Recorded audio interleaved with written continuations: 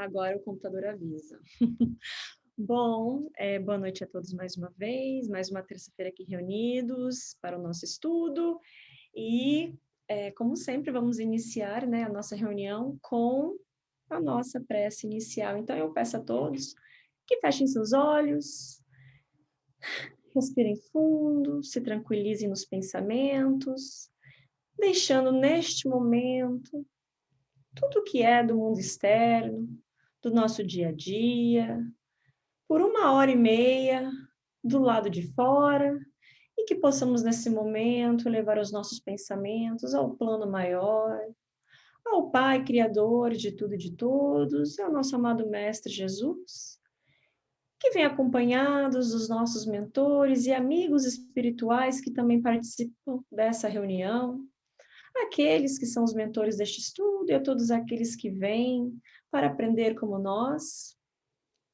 Agradecemos a oportunidade de estarmos aqui mais uma noite reunidos para este estudo maravilhoso e sempre lembrando que essa oportunidade, utilizar dela para emanar pensamentos positivos e de paz, para a proteção da nossa casa, a proteção do nosso ambiente, e sempre pensando também em todas aquelas pessoas que não puderam estar, ou todas aquelas pessoas que ainda desconhecem certos conhecimentos como Jesus, ao conhecimento que nos traz a paz e a harmonia.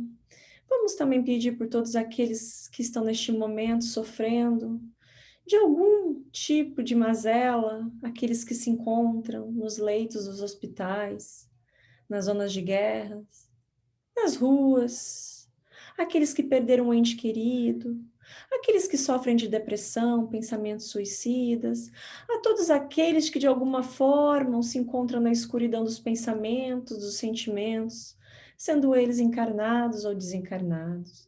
Pedimos a Jesus e ao Pai a misericórdia para que envie sempre os seus trabalhadores a cada canto onde se necessita. E assim, humildemente, eu peço a permissão para que possamos começar os trabalhos e os estudos de hoje. E que assim seja, graças a Deus. Bom, vamos aqui. Eu vou share meu screen e caso vocês não estiverem vendo, vocês me avisem, tá? E aí, se mais pessoas entrar aqui, vão acompanhando. Bom, como eu disse, se vocês não estiverem vendo, me avisem, tá? Bom, então, nós vamos dar continuidade nos estudos do Livro dos Espíritos. Estamos no terceiro livro ou na terceira parte. Estamos estudando as leis morais. Lembrando que as leis morais foram divididas didaticamente em 10 leis para que melhor possamos entender. Os espíritos, junto com Kardec, né, junto com as perguntas de Kardec, nos proporcionam um melhor entendimento dessas leis morais, leis naturais, as leis de Deus. E nós estamos no capítulo 9 e vamos estudar a lei 8 da lei de igualdade. E são 7 itens, se não me engano, tem marcado aqui, mas são 7 itens a serem estudados.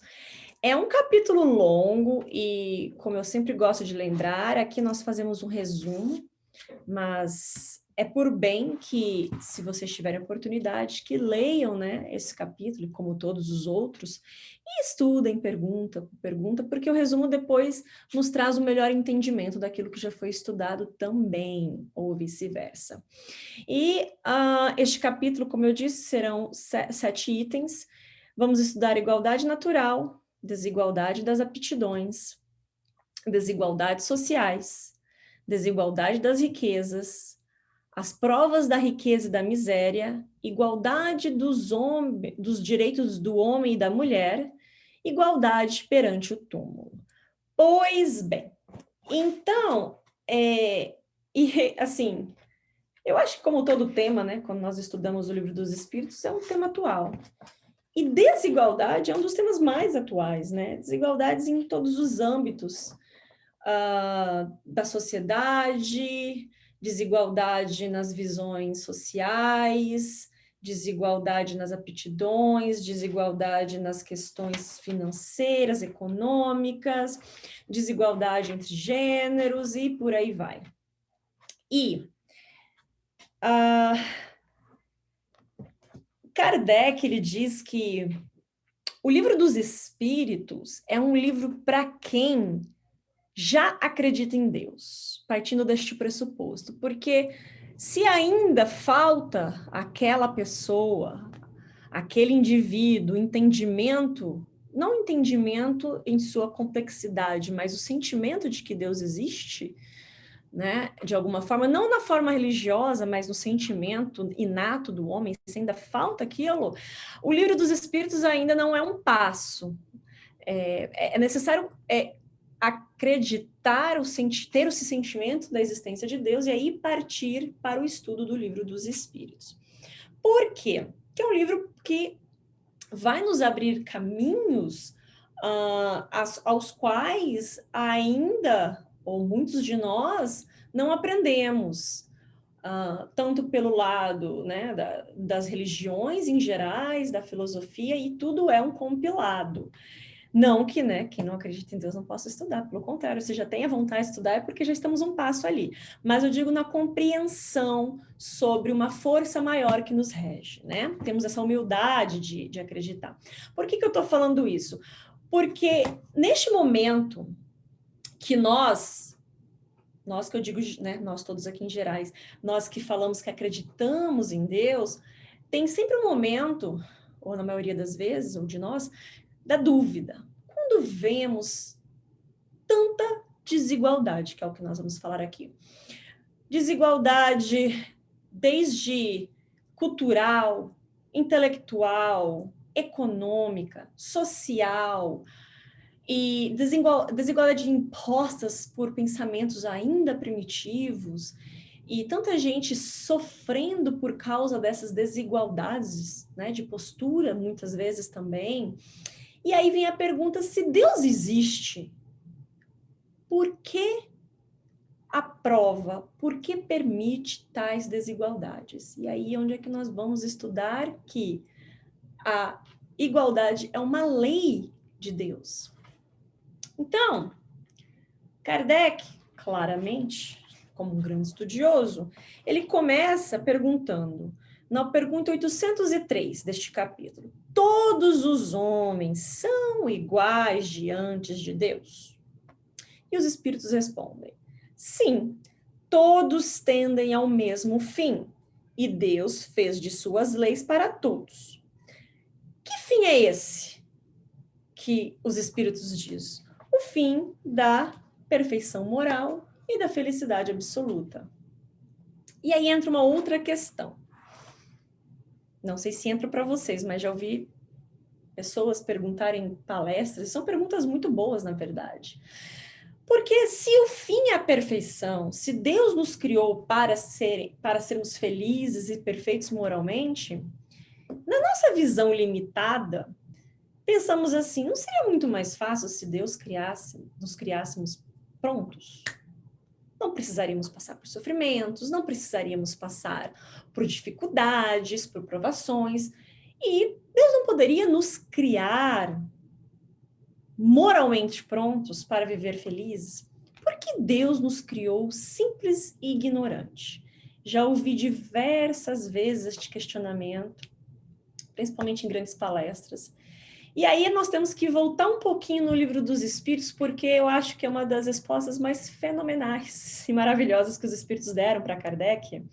Eu vou abrir aqui para vocês. Olha só. Aqui, se vocês não estiverem vendo, me fala, tá? Aqui, no comecinho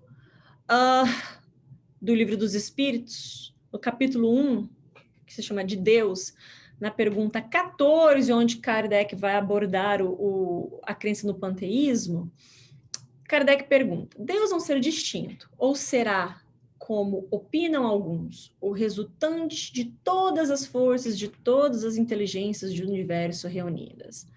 E os espíritos dizem: se fosse assim, Deus não existiria, porquanto seria efeito e não causa. Ele não pode ser ao mesmo tempo uma e outra coisa. Então, eles querem dizer que Deus não é o efeito, Deus é a causa de tudo e de todos. Por isso que a primeira pergunta de Kardec é: o que é Deus?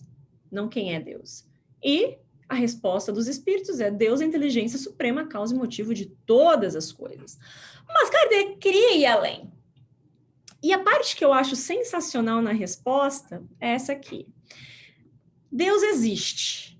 Disso não podeis duvidar. É o essencial. Crede-me, não vades além. Não vos percais no labirinto donde não lograreis sair. Isso não vos não vos tornaria melhores. Antes um pouco mais orgulhosos, pois que acreditareis saber, quando na realidade nada sabereis. Deixai consequentemente de lado todos esses sistemas. Tendes bastante coisas que vos tocam mais de perto, a começar por vós mesmos. Estudai as vossas próprias imperfeições, a fim de vos libertardes delas, o que será mais útil do que pretenderdes penetrar no que é impenetrável. É uma das respostas mais maravilhosas e que, se nós temos um pouquinho de humildade, nós vamos compreender que, com tentar entender neste momento de evolução moral que nos encontramos, intelectual, penetrar nos desígnios de Deus é um trabalho impossível. Então, quando nos questionamos por que Deus não nos criou já perfeitos moralmente, não sabemos. Não sabemos as intenções. Estamos longe de conhecer. Muito longe. E essa é a parte mais importante que eu gostaria que vocês prestassem atenção. Deixai conseguinte de lado de todos os sistemas. Tendes bastante coisas que vos tocam mais de perto, a começar a vós mesmos. Nós ainda nem nos conhecemos. Nós ainda nem nos amamos. Nós ainda temos problemas com as pessoas que convivem com a gente de perto, dentro da família. Imagine compreender os desígnios de Deus. É a mesma coisa que uma criança de 3 anos tentar entender equações de astronomia. Ela não vai compreender nada, porque não tem da capacidade intelectual para compreender. E assim somos nós, para compreender os desígnios de Deus. Um dia iremos, os espíritos disseram, um dia iremos, quando o egoísmo e o orgulho não fizerem mais parte da vivência de vocês. Por que eu estou trazendo isso? Porque essa é a questão. Sim, Deus nos criou simples e ignorante. O porquê? Não sabemos. O que sabemos por enquanto é isso. Então, perante de Deus, somos todos iguais. Deus criou todos os espíritos iguais, simples e ignorantes. E as leis divinas são iguais para todos. As leis divinas são imutáveis, irrevogáveis. Não são como as leis dos homens, porque as leis divinas são leis naturais, são aplicadas a todos, não importa a classe social, a cor da pele, a opção sexual, o lugar que estejam vivendo, a cultura, a religião, a crença, não importa. As leis divinas são aplicadas a todos. Então, já sabemos que todos perante dos olhos de Deus somos iguais. E,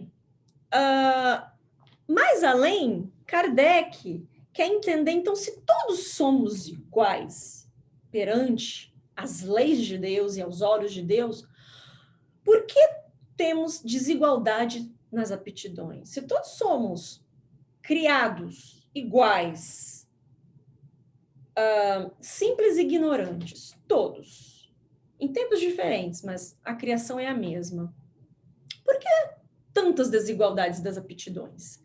E aí Kardec pergunta, na pergunta 804, por que Deus não deu as mesmas aptidões para todos os homens? E os espíritos dizem, Deus criou todos os espíritos iguais, mas cada um deles tem maior ou menor vivência e, por conseguinte, maior ou menor experiência. Então, uma das causas é o tempo de criação dos espíritos. Mais uma pergunta que não sabemos, não existem informações ainda vinda dos espíritos. Quando cada um foi criado? Não sabemos. Sabemos que não fomos criados todos juntos, porque somos criados em momentos diferentes. E existem espíritos muito mais antigos, em termos não de idade física, mas de criação e de vivências espirituais na carne ou não, do que outros, tá? Então, isso nós já sabemos. Os espíritos nos trazem isso. Temos tempos de criação diferente. E como a primeira resposta diz, todos nós tendemos ao mesmo fim, que é a perfeição. E aí tem uma pergunta, que é a 540, que na verdade, Kardec está perguntando sobre os papéis, né, que os espíritos exercem sobre os fenômenos da natureza. E tem uma parte no final que eu acho tão bonita e nos coloca realmente numa posição tão igualitária, porque nós somos criados, sim, simples e ignorantes, porque dentro da nossa cultura, principalmente cultura religiosa, né, dentro da história da religião, sempre se foi falado de anjos e demônios, anjos de luz santificados e demônios que são, alguns de uma religião expressa como anjos caídos.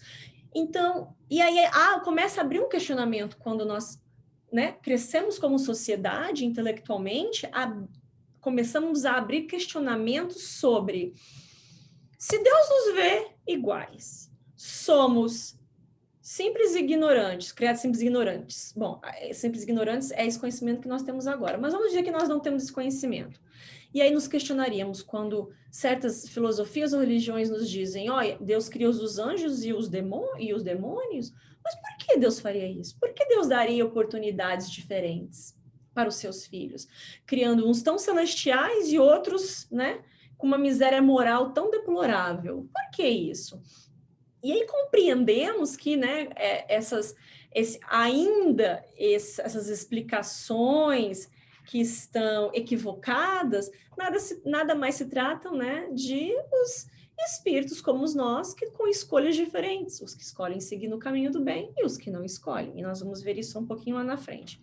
Mas para fechar essa ideia de que todos nós somos criados simples e ignorantes, porém temos diferentes, na pergunta 540, né, esse finalzinho da parte da resposta, os espíritos diz que, e é assim que tudo serve, tudo se coordena na natureza, desde o átomo primitivo até o arcanjo, que ele mesmo começou pelo átomo. Admirável lei da harmonia na qual o vosso espírito limitado não pode ainda entender o conjunto. Então, aqui é bem claro que desde o átomo ao arcanjo existe um processo. Então, o melhor exemplo que temos aqui, dentro da escala dos espíritos também, que é estudada, né, de uma forma didática, deixando bem claro e lembrando que é uma forma didática, a escala dos espíritos, desde os espíritos primitivos até os angelicais, os espíritos de luz superiores, existe uma escala didática explicada pelos espíritos e aí colocada por Kardec também, que nós temos um processo de evolução aí moral e intelectual. E o melhor exemplo é Cristo. Cristo, um dia foi como nós, sim, né? Foi criado simples e ignorantes, e um dia foi como nós. Mas chegou na escala dos Cristos, que também é uma escala espiritual evolutiva muito alta, no entanto que, né, como já aprendemos, ele é o governador do planeta Terra. Então, ele está numa escala moral muito evoluída. Mas ele mesmo, em suas passagens, disse, vocês poderão fazer o que eu faço e muito mais. Por quê? O que ele quis dizer com isso? Que nós estamos nesse processo evolutivo. Então, tendo isso em mente, que todos nós somos criados simples e ignorantes, e sim, temos aptidões diferentes, porque o tempo de criação. Aqui ele diz, a diferença está no grau da sua experiência e da sua vontade, que é o livre-arbítrio. Então, espíritos com mais tempo, vamos assim dizer, de criação, com mais tempos de experiências, adquirem mais aptidões. Muitas vezes nós vemos pessoas, né, ou exemplos de nomes conhecidos, por que aquela pessoa já desenvolveu certos sentimentos que eu ainda nem consigo compreender? Porque talvez ela talvez não, com certeza ela já tenha usado do seu livre-arbítrio para se melhorar, e muitas vezes são espíritos muito mais antigos que nós, que já passaram por outros processos e que ainda nós vamos passar. E fora que as nossas experiências é de acordo com a soma de aquisições, o nosso grau de evolução, é a soma das aquisições que nós temos ao longo das reencarnações e encarnações, né? Então, aqui eles dizem, a variedade das aptidões... Não, desculpa, não é isso que eu quero dizer agora. Eu quero dizer que o nosso livre-arbítrio, daí um se aperfeiçoa mais rapidamente, e isso lhe dá aptidões diversas. Mas, deixando bem claro que nada é uma regra, não quer dizer que um espírito foi criado antes de mim, que necessariamente ele vai ser mais evoluído. Por quê? Porque existe aquele negocinho do livre-arbítrio. O que significa as nossas escolhas. Podemos escolher. Por isso que uns, às vezes, andam mais do que os outros. Mas, quando eu digo andam mais na escala evolutiva, né? Alguns fazem escolhas melhores que outros, mas estamos todos nesse processo de evolução. Então, vou passar aqui. A vontade e o uso do livre-arbítrio é muito importante. Vontade é um tema também que Emmanuel aborda no Pensamento e Vida, aquela cartilha, né, feita no plano espiritual para todos aqueles que estão prontos para encarnar e compreender esse processo aqui na vida terrena.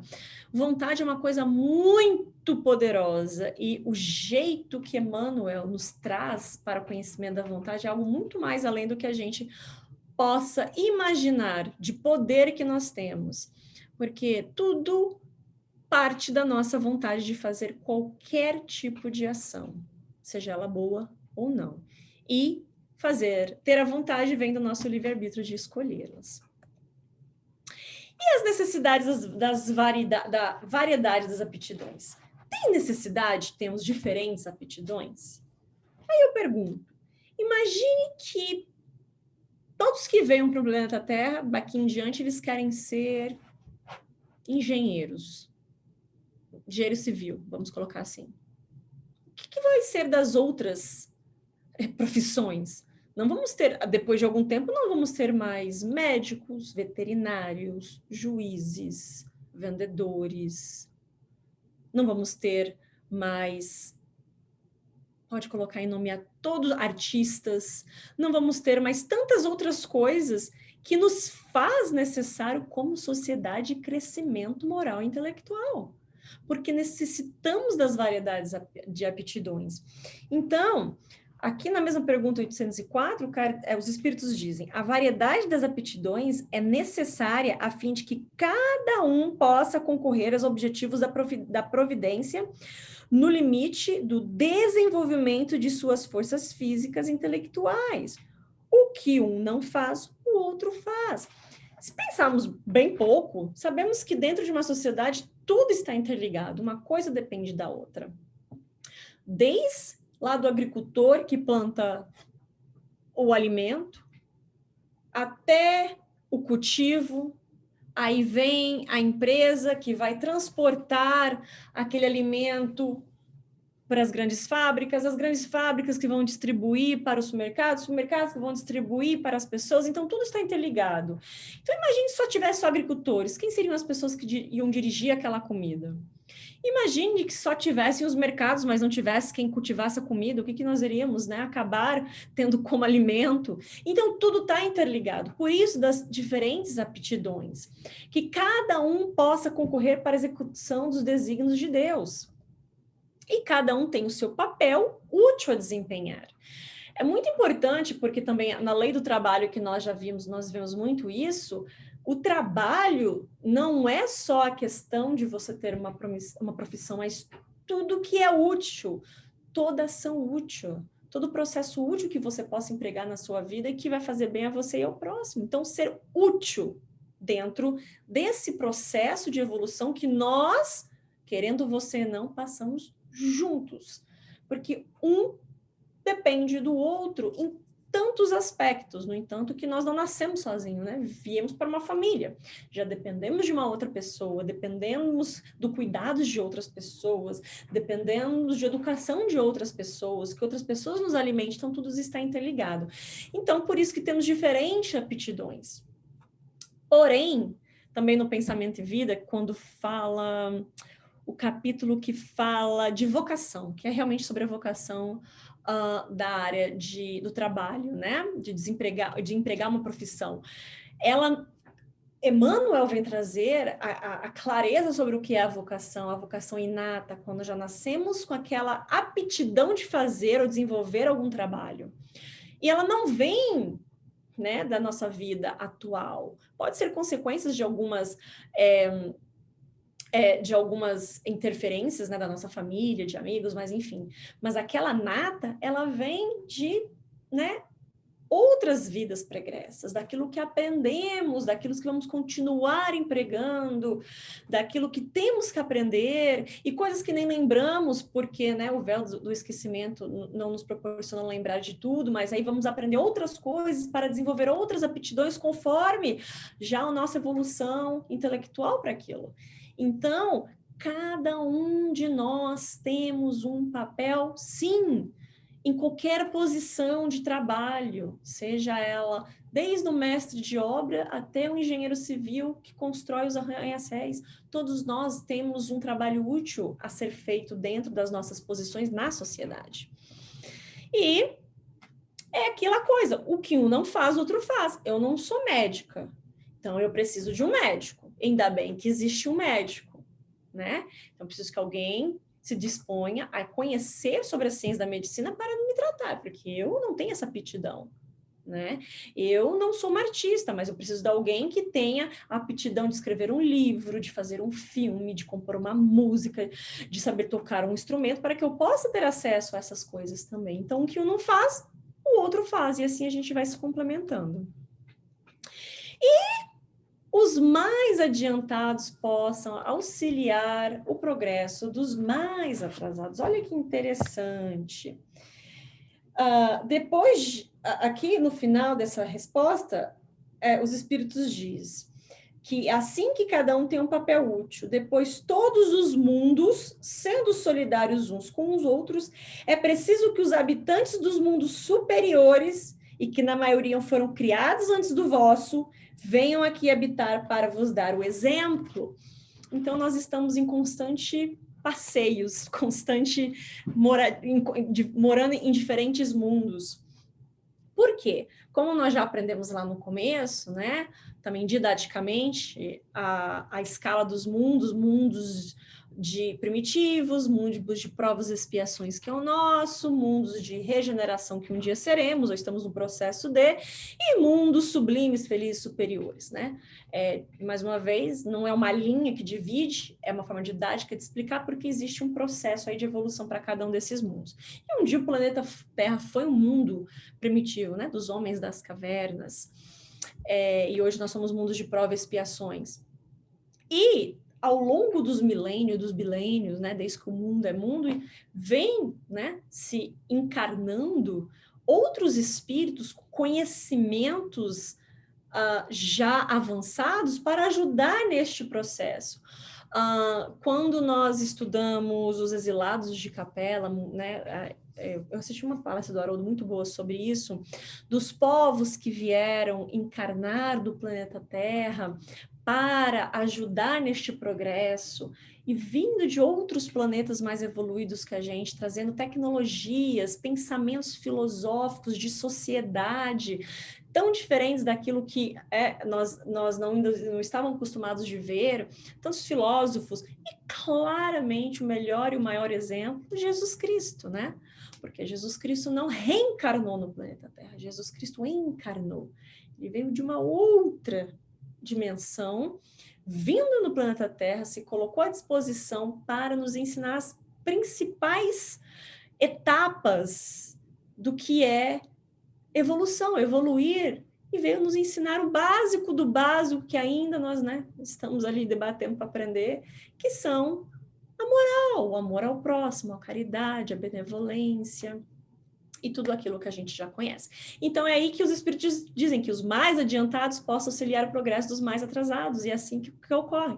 E quanto outros nomes nós podemos dizer aí na área da ciência, na área da educação, na área da religião, da filosofia, que veio ao mundo com essa missão de entregar novas ideias e aí começarmos a trabalhar com novos conceitos quando estamos prontos. Bom, então seguindo... fechando essa parte, esse é o exercício da solidariedade, né? Um ajudar os outros. E as desigualdades sociais? Bom, então se Deus, a gente já aprendeu que Deus enxerga todos iguais, que é necessário diferentes aptidões para que possamos aos outros nos ajudar. E as desigualdades sociais? A permissão de tamanha extremidade, principalmente em alguns países, e como eu sou brasileira, eu posso falar do Brasil, né?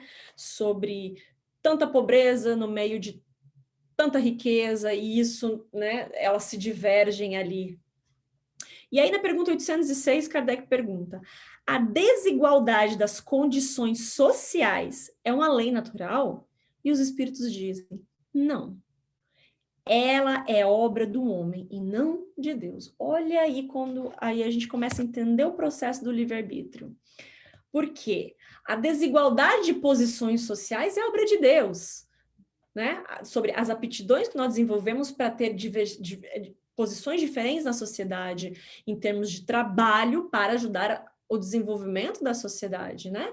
Como os exemplos que eu tinha dado, um administrador de empresa, um mestre de obra, um engenheiro civil, um advogado, um juiz, um dentista, um artista, e por aí vai, como todas as outras profissões. Isso sim é uma coisa que Deus colocou para que possamos estar em diferentes posições e aprender diferentes aptidões. Porém, a desigualdade de condições sociais é obra do homem. Por que é obra do homem? Porque a desigualdade de condições sociais, ela é provida do nosso egoísmo. Quanto mais temos, mais queremos, e aí nós começamos a pensar em nós mesmos e esquecer de pensar no meio que vivemos. E aí, Kardec pergunta, essa desigualdade desaparecerá um dia? E os espíritos dizem, de eterno não há senão as leis de Deus, que eu disse que são leis imutáveis, né? Cada dia, não há vezes diminuir pouco a pouco, se pensarmos em termos de história, a nossa sociedade já mudou muito. Hoje, oportunidades são muito mais acessíveis do que antes, principalmente para algumas regiões e para algumas classes sociais. Essa desigualdade desaparecerá juntamente com a predominância do orgulho e do egoísmo, e não ficará senão a desigualdade de mérito, porque se você fez algo por merecer, você vai lá, né, colher na frente. Se não fez, então ela desaparecerá quando o egoísmo e o orgulho deixarem de predominar nos nossos corações, quando nós... tem uma parte também aqui, né, do Livro dos Espíritos, quando nós falamos de necessidades falsas. Nós, como sociedade, em termos econômicos, criamos necessidades falsas. O que são as necessidades falsas? Quanto mais temos em termos materiais, criamos necessidades exageradas, de ter tudo muito exagerado, de ter tudo muito ostensivo. E será que precisamos mesmo? Um exemplo... comprar uma casa que tem 25 quartos para morar sozinha. Será que precisamos mesmo? Ou é para satisfazer o nosso ego e dizer que nós podemos ter aquele espaço? Sem julgamento de ninguém, claramente, que cada um sabe o que quer e como quer, mas são exemplos que a gente pode vir aqui pensar. É da necessidade ou eu conseguiria ter todas as minhas necessidades atendidas morando numa casa de 3 quartos? Então, são essas necessidades falsas que criamos e ficamos escravos disso. Quanto mais temos, mais queremos, e não temos essa saciedade nunca definida. Então, é por isso que os espíritos dizem, e eles complementam que um dia virá em que os membros da grande família dos filhos de Deus não se avaliarão pelo sangue, mais ou menos puro. quando ele dá esse exemplo, quando os espíritos dão esse exemplo do sangue, nós nos remetemos à era das monarquias, das grandes monarquias, né, dos reis, das rainhas, quando diziam que a monarquia, né, os reis e as rainhas tinham sangue, os nobres tinham sangue azul, era o sangue nobre, e o resto do mundo tinha sangue qualquer, eram meros plebeus, né, no meio dos mortais. E então foi esse exemplo que ele quis dizer, porque dentro dos reis e das rainhas e os que faziam os trabalhos diários dentro dos reinos, eles são iguais, todos são iguais.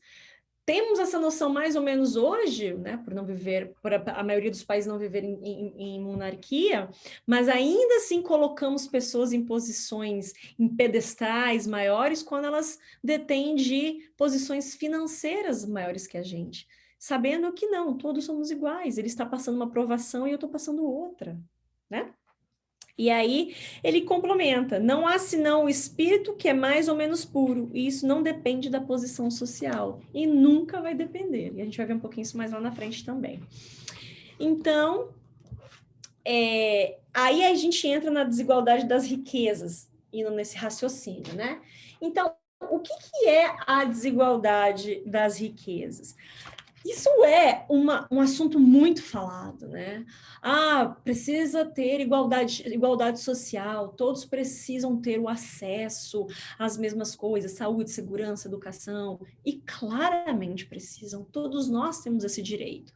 Mas as desigualdades que se veem assim tão absurdas em termos de necessidades básicas de acesso, não é a providência divina, e sim as nossas pobres escolhas, né? Quando muito temos e não ajudamos esse progresso da sociedade. E aí, na pergunta 811, Kardec pergunta: a igualdade absoluta das riquezas, ou seja, todos terem as mesmas condições econômicas no mundo inteiro, é possível? Alguma vez já existiu? E os espíritos dizem: não, ela não é possível. A diversidade das faculdades, dos caracteres do ser humano se opõe a isso. Como? Por que ela é impossível, a igualdade absoluta das riquezas? Primeiramente porque a igualdade seria desfeita a curto prazo. E nem todos teriam a mesma inteligência para administrá-la. A área, né, de finanças, economia, empresas é uma área, bom, na qual é a minha área e na qual me interessa também muito. E é muito interessante que eu acho que a maioria de nós sabemos que, é claro, é óbvio isso, menos de 1% da população mundial são pessoas que detêm de grandes riquezas. O que será que elas têm de diferente do resto do mundo? E eu não estou falando aí riquezas ilícitas, tá? Estou falando riquezas lícitas. Então, provavelmente porque elas tiveram uma inteligência intelectual e emocional diferenciada de outras pessoas para administrar o dinheiro. Por um exemplo, imagine a igualdade absoluta da riqueza. Vamos dividir a riqueza do mundo, daquele 1%, para todo mundo. Vai chegar um ponto aqui dizendo que ela seria desfeita a curto prazo. Por quê? Uma boa parte, ou a maioria, não, vamos começar com a minoria. Algumas pessoas administrariam o dinheiro de uma forma que investiriam, criariam coisas para que o dinheiro, né, tivesse rendendo e aumentar aquele patrimônio. Enquanto a maioria de nós iríamos gastar com coisas supérfluas. E aí, o que aconteceria o resultado? Voltaríamos para a pobreza. Então, isso explica muito que nem todos nós temos a inteligência, a intelectualidade para administrá-la. Por isso que a riqueza e a pobreza, estou falando em termos extremos, tá? É uma provação. As duas com suas nuances, mas são provações. E aí, dentro desse aspecto, é que nós entramos pobres e ricos, né? Por quê? Porque uns nascem com privações tão básicas como de água, de comida, de um teto, enquanto outros têm a possibilidade de ter muito e fazer muito mais. Por quê? E aí, Deus nos coloca na oportunidade de experimentar todos os modos de vivência na carne. Inevitavelmente vamos passar, se não passamos, vamos passar por essas duas situações. Mas por que nós vamos passar? Será que é assim pronto porque existe uma ideia por trás disso? Primeiro porque sim, experiências na pobreza são bem diferentes que experiências na riqueza. E experiências na riqueza são bem diferentes de experiências na pobreza, porém as duas têm as suas dificuldades. E aí é que... aonde que tá aqui? Aqui. É por isso que Kardec pergunta... qual das... Não, 815, pergunta 815. Qual das duas provas, a prova da pobreza ou a prova da riqueza, é a mais terrível para o homem e a da infelicidade ou da fortuna? E os espíritos dizem, tanto uma contra a outra não são. A miséria provoca o murmúrio contra a providência e a riqueza leva a todos os excessos. E as duas, né, como eles dizem, são provas difíceis, porque em uma nós não temos nada, então nós temos todas as tentações possíveis da reclamação, da prostração, da tristeza, de não, né, ter as oportunidades. E a outra nos causa todas as possibilidades de não fazer isso, porém, será que eu vou enxergar as oportunidades da ajuda que eu posso fazer com esse dinheiro ou eu vou focar somente no meu bem-estar? E aí, na 816, Kardec pergunta, se o rico sofre mais tentações, não dispõe também de maiores meios para fazer o bem? E os espíritos respondem, é justamente o que sempre não faz. Ou seja, eles têm a oportunidade, eles dispõem de maiores meios. Uma pessoa com, né, um grupo de pessoas com muito dinheiro, quantos empregos não podem gerar? Quantas pessoas não podem ajudar na área da educação, na área da saúde? Quantas coisas boas não podem fazer, mas muitas vezes não fazem, porque são provações muito difíceis. As tentações, assim dizer, né, os caminhos tortuosos são muito mais aparentes do que os espirituais. Não são fáceis. Então, os espíritos dizem que essas pessoas se tornam egoístas e orgulhoso e insaciável. Suas necessidades aumentam com a sua fortuna e crê não haver jamais o bastante para ele. Aquelas necessidades falsas que eu disse, né? A posição elevada neste mundo, Kardec explica aqui, e a autoridade sobre os seus semelhantes são provas tão grandes e tão difíceis quanto a miséria. Porque quanto mais se é rico e poderoso, mais se tem obrigações de cumprir. Porque se foi lhe dado muitos recursos, não foi só para o seu bem-prazer. Existe um porquê aqueles recursos foram dados, né? Então, esses recursos, geralmente, quando dado em abundância, é para que sejam bem utilizados. E muitas das vezes, essas provas podem ser escolhidas pelos próprios espíritos. Olhem só, pelos próprios espíritos. A riqueza e o poder fazem nascer as paixões que nos ligam à matéria e nos afastam da perfeição espiritual. Por isso Jesus disse, eu vos digo em verdade, é mais fácil um camelo passar pelo buraco de uma agulha que um rico entrar no reino dos céus. E é muito importante dizer que ser rico não tem nenhum problema, imagina. Desde que seja ilicitamente, as pessoas podem trabalhar para ter uma vida melhor, para ter mais dinheiro. A questão não é essa. A questão é como você vai empregar aquilo que você está recebendo. E não deixar o orgulho, o egoísmo tomar conta quando as posições que o dinheiro nos coloca são posições extremamente materiais. Quantos de nós, se tivéssemos muito dinheiro, iríamos ajudar os outros? Quantos? E não ajudar em termos de dar tudo e ficar pobre. Não, pelo contrário. Fazer aquele dinheiro render, ter mais e assim ajudar mais pessoas, fazendo com que também elas tenham possibilidades de trabalho, de educação, não esmola, ajuda no progresso de uma sociedade. Quantos de nós o fariam? Porque são posições muito difíceis, como a da pobreza também é. Quantos de nós, dentro de uma extrema miséria, vamos trabalhar para sair dela de forma lícita, de forma humilde, com poucas reclamações ou sem nenhumas, compreender que dentro dessas fatalidades existem muitas oportunidades e por assim diante, né? São provas bem difíceis. E é o que a gente já falou aqui, essa parte. E aí, a outra parte dentro dessa sequência é igualdade de direitos do homem e da mulher. Essa também é uma das muitas atuais hoje, muito vistas por aí. Não só, né, igualdade dos direitos da mulher, do homem, que isso vem sendo falado há séculos, né? Mas é uma pergunta bem óbvia que Kardec pergunta aos espíritos na 817. Diante de Deus, o homem e a mulher são iguais e têm os mesmos direitos? E os espíritos respondem com uma outra pergunta.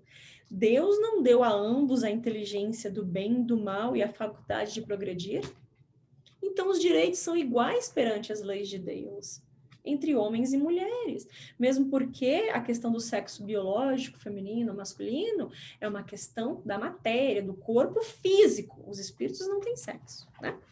Nascemos, encarnamos e reencarnamos em diferentes corpos biológicos, homem ou mulher, para termos diferentes vivências que nós vamos ver ali na frente também. Mas como somos criados iguais, somos vistos iguais, mesmo sendo homens ou mulheres.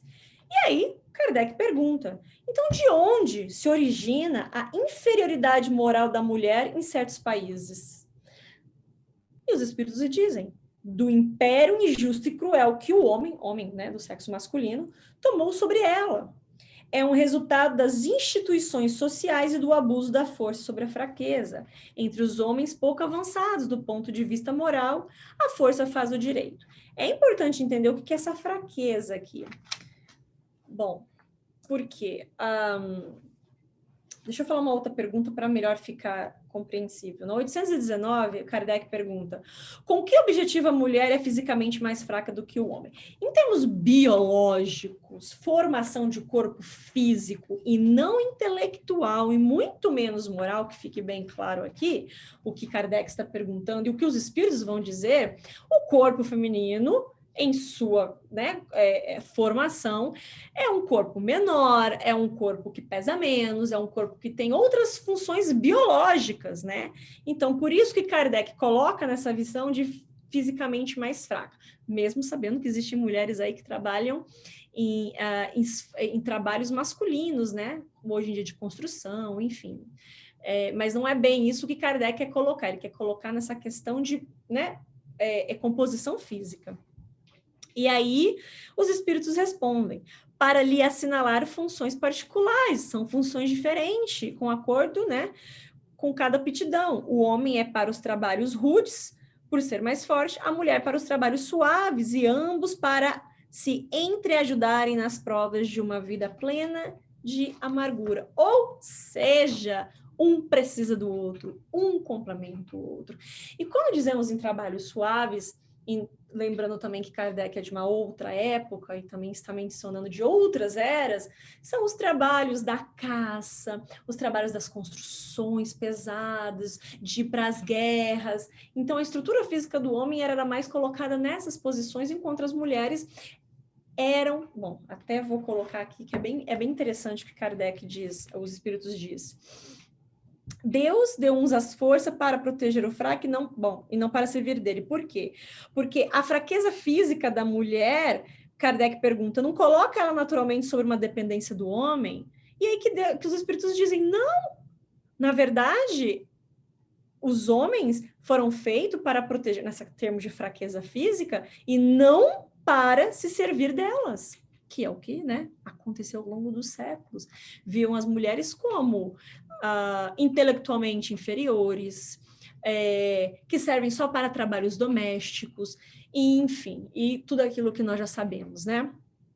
Então, ele coloca assim, Deus conformou a organização de cada ser às funções que devem cumprir. Se Deus deu à mulher uma força física menor, dotou ao mesmo tempo de maior sensibilidade, relacionada com a delicadeza das funções maternais e a fraqueza dos seres confiados aos seus cuidados. E aí Kardec pergunta, as funções para as quais as mulheres estão destinadas pela natureza, tá? Não pela sociedade. Ai, deixa eu abrir aqui, peraí. Aí, voltei. E não pela sociedade. Tem uma importância tão grande quanto as do homem? E olha o que os espíritos respondem. Sim e maiores.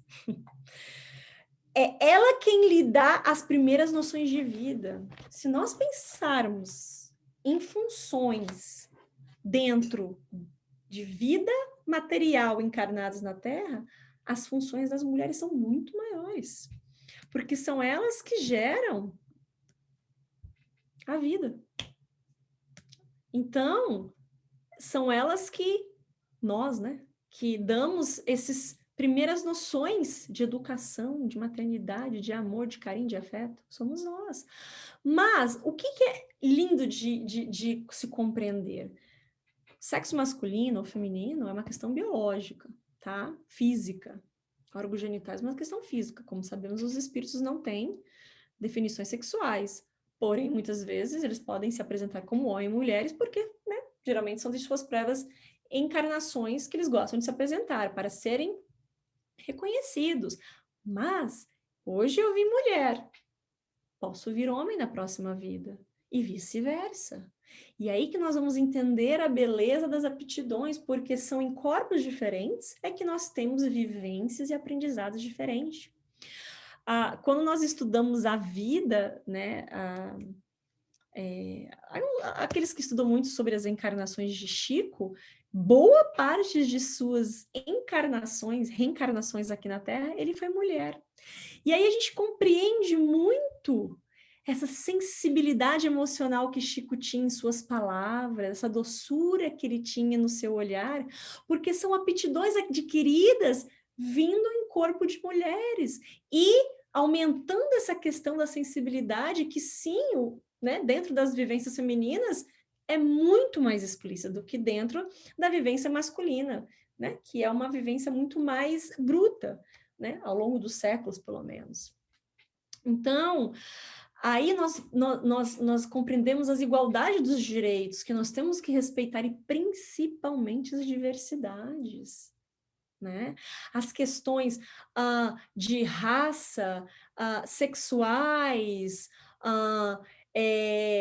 como nós decidimos viver a nossa vida, como nós decidimos nos relacionar, e muitas outras questões que hoje estão bem explícitas, como a questão da transexualidade, a questão do homossexualismo, e isso vem para nos mostrar que sim, nós temos que respeitar as diferenças, as diferentes aptidões, as diferenças de escolha, porque não é o que eu escolho, quem gostar é que vai me fazer como pessoa, e sim as minhas atitudes perante ao próximo, a sociedade, a moral, e tudo aquilo que difere daquilo que nós aprendemos até hoje, enraizado culturalmente, quando nos vem, nós julgamos, não queremos estar juntos, achamos que é errado, e aí não nos vemos que nós estamos na oposição de erro.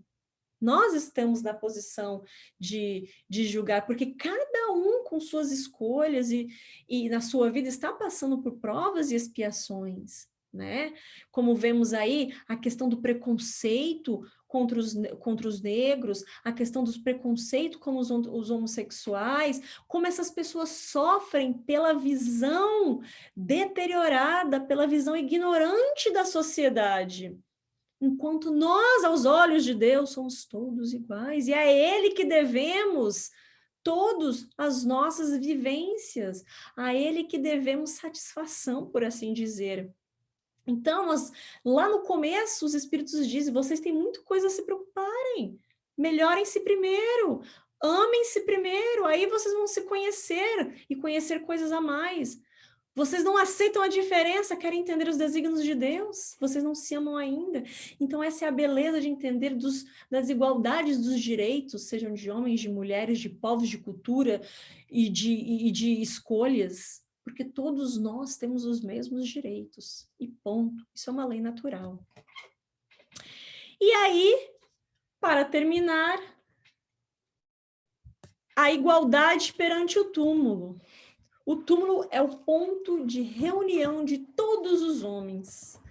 Nele terminam todas as distinções humanas. Não existe mais religião, cor de pele, classe social, escolhas, quais sejam elas. Não existe mais. Tudo acaba ali. Somos todos iguais na hora do fim do corpo material. E tem uma pergunta aqui que eu acho muito interessante, sobre glorificar, né? Todos aqueles que desencarnam e fizeram algum tipo de obra, e fazem monumentos, estátuas, glorificam, e são pessoas maravilhosas, e isso, aquilo. E é muito interessante sobre essa questão santuosa, né, que Kardec coloca aqui. A santuosidade dos monumentos fúnebres frequentemente não é determinada pelos parentes que desejam honrar a memória do falecido e não pelo próprio falecido. E aí, os espíritos dizem, orgulho dos parentes que querem se glorificar a si mesmo, dizer, olha, eu faço parte dessa família que teve Albert Einstein, que teve Gandhi, que teve, entendeu? Muito mais para dizer que nós fazemos parte daquilo do que para glorificar realmente aquela memória que fez algo por alguém. Ó, sim, não é sempre pelo morto que se fazem todas essas demonstrações. É por amor próprio e pelo mundo, e para ostentar sua riqueza. Crês que a lembrança de um ser querido seja menos durável no coração do pobre, que ele não pode colocar senão uma flor sobre sua tumba? Então, o que seriam daqueles que muitas vezes são enterrados como indigentes, mas podem ter sido pessoas extremamente caridosas, extremamente maravilhosas, que compreendeu a diversidade, que compreendeu o ser humano, que trabalhou pelo próximo, que trabalhou nos seus defeitos intelectuais e morais? Quer dizer que esse, então, se eu não tenho dinheiro para construir um monumento sobre o meu túmulo ou uma estátua, esses sentimentos são menores do que aqueles que têm essas condições? Que visões limitadas são essas, não é? Crês que o mármore salva do esquecimento aquele que foi inútil sobre a terra? Não, porque no final das contas, e como todos já sabemos aqui a este ponto do estudo, as questões materiais, as ferramentas materiais nos dadas, são para ser bem utilizadas da melhor forma, e elas sim são ferramentas dadas por Deus para o nosso progresso. Aí, se utilizamos mal, aí o problema é nosso. A causa e o efeito, né? Se aí vamos ter consequências lá na frente, não podemos culpar Deus, porque as oportunidades foram dadas, porque somos iguais diante dos olhos de Deus. Então, menos perecível do que seu túmulo será a lembrança de suas ações boas e más, porque essas sim as que vão contar quando nos despojamos, né, nos tiramos, saímos do corpo físico e voltamos à pátria espiritual. O que eu vou levar? Como utilizei todas essas questões, todas as oportunidades que eu tive, mesmo dentro de uma sociedade que tenha uma posição desigual economicamente, social, o que foi utilizado disso tudo. E é aí que nós compreendemos que sim, a igualdade é uma lei natural, mas a igualdade diante dos olhos de Deus, e que é uma lei sim imposta a cada um. Todos nós temos as mesmas oportunidades. Como nós utilizamos ela, aí vem do nosso livre-arbítrio, que também é algo dado por Deus. Porque aí onde estaria o mérito? Se tudo fosse dado de mão beijada. Como é que seriam avaliados os meus esforços dentro disso? E é isso, minha gente. É isso que eu queria passar para vocês. Deixa eu voltar aqui. Bom, deixa eu voltar aqui.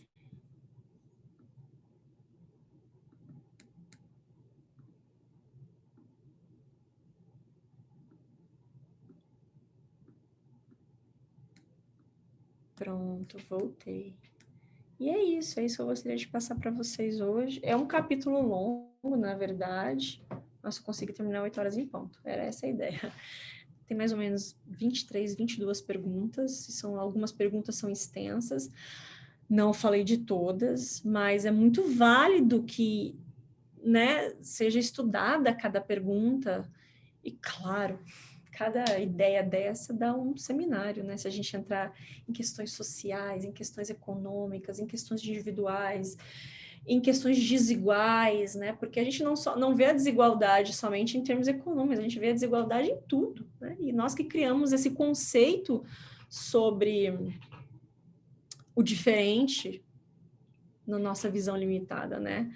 E é muito interessante como a sociedade hoje se encaminha e, sim, ainda estamos vivendo numa sociedade doente, mas existe um propósito para isso, porque aqueles que já compreenderam que nós temos que viver com a diversidade, e ela é necessária para o nosso aprendizado, ela é necessária, porque um dia eu venho aqui numa condição, amanhã eu venho em outra, e é muito importante que a gente compreenda a respeitar, a ajudar, e se nós temos esse conhecimento já, por que não, né? Estender a mão, eu não digo só financeiramente, não, eu digo de conhecimento mesmo, de compreender que, sim, estamos vivendo numa sociedade muito, eu digo sociedade como mundo, né? Não é que um país é melhor que o outro, ou talvez a gente veja uma questão ali a mais, a outra ali, né? Mesmo porque somos brasileiros que temos oportunidade de morar fora e conhecer outras culturas, e aí entrar num grau comparativo da cultura da qual viemos, mas existem outras culturas, né? Que focam em outras questões que ainda nós não focamos, ou eles não focamos, e assim a gente vai se complementando. Então, isso é muito importante. Essa compreensão, e assim a gente consegue não só entender as leis morais, mas né, finalmente vivê-las, né? Que, como diz minha mãe, já passou da hora da gente começar a viver dentro do nosso meio.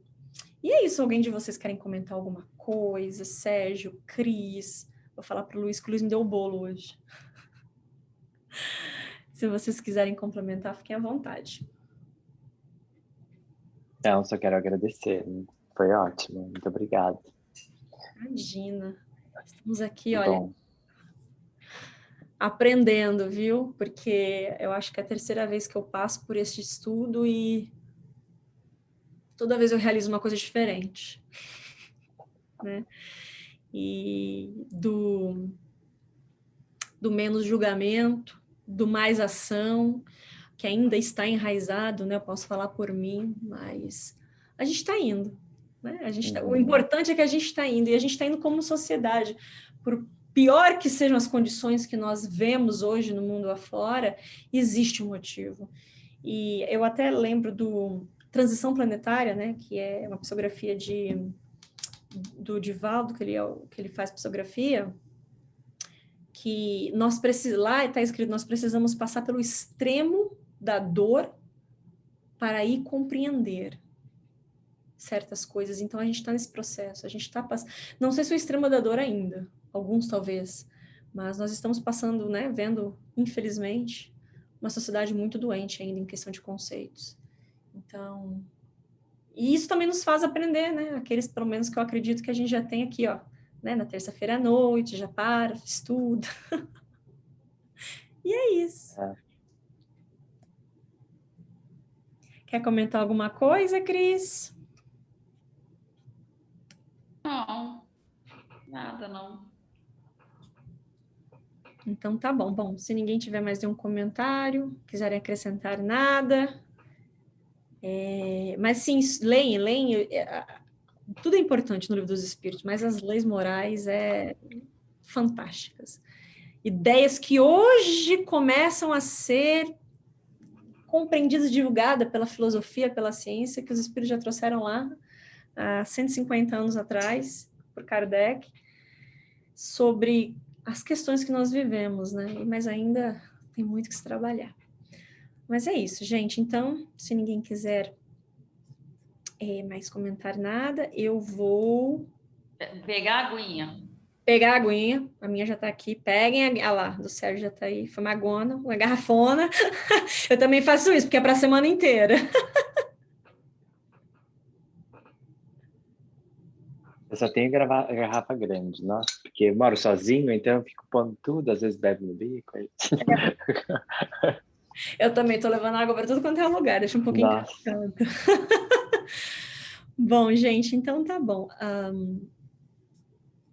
Deixa eu compartilhar aqui, vamos agora para o nosso passe.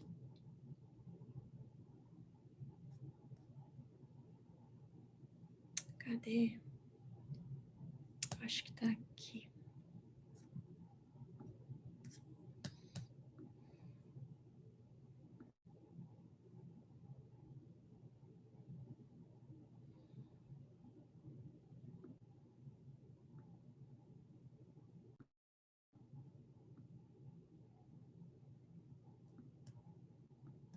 Bom.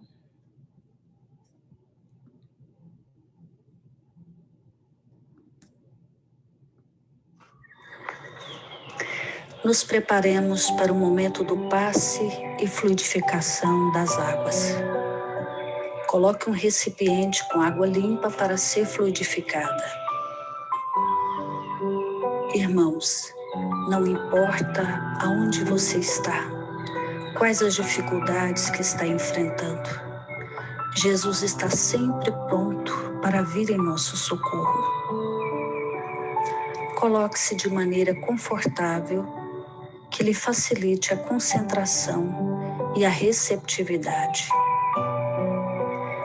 Respire lenta e tranquilamente. Inspire, expire. Inspire, expire. Encha seus pulmões de ar e solte bem devagar. Deixe que energias de tranquilidade e paz penetrem seus pulmões, circulem por todo o corpo. Sua alma, em harmonia com o corpo, se sente tranquila e em paz. Mentalizemos a passagem de Jesus. Dia claro, os raios dourados do sol iluminam a paisagem alegre de Cafarnaum. Casario branco, trepadeiras multicoloridas e pássaros saltitantes enchem a paisagem de otimismo. A notícia das curas atraía a multidão dos necessitados. Subitamente Jesus aparece, esguio e belo. A túnica desce-lhe até os pés. Ao pôr do sol, todos os que tinham doentes atingidos de males diversos traziam-nos, e ele, impondo as mãos sobre cada um, curava-os. Assim narra o evangelista Lucas. Mentalize Jesus se aproximando de você. Ele impõe as mãos amigas sobre a sua cabeça. Perceba que de suas generosas mãos caem uma cachoeira de águas claras e puras, vindas do seu amor a te banhar. Derramam-se em sua cabeça, descem pelos ombros, banham todo o seu ser, te trazendo paz, serenidade, equilíbrio. Limpam todas as impurezas e te pacificam. Sinta estas águas te banhando, limpando. Respire. Mentalize agora Jesus como sol diante de você. Sua luz, seu calor te envolvem. Sinta as energias curadoras que emanam do Cristo em sua direção. Ele ouve as suas preces. Confie nele. Seu amor é infinito e te acompanha e protege, oferecendo de tudo o que necessitas. Confie. Absorva as energias curadoras de Jesus. Sua luz te envolve. Sinta essas energias percorrendo todo o seu corpo. Sinta-se fortalecido e em paz. Senhor Jesus, divino amigo, estende as tuas mãos generosas, Senhor, e transforma estas águas em remédio para os nossos males físicos e espirituais. Guarda-nos, Jesus, em sua paz. Estende as vibrações de amor em benefício do meu lar, Senhor. Que aqui possa reinar a paz, a saúde, a tranquilidade. Nós lhe rendemos graças, Jesus. Fica conosco hoje e sempre. Graças a Deus. Faça uso da água fluidificada.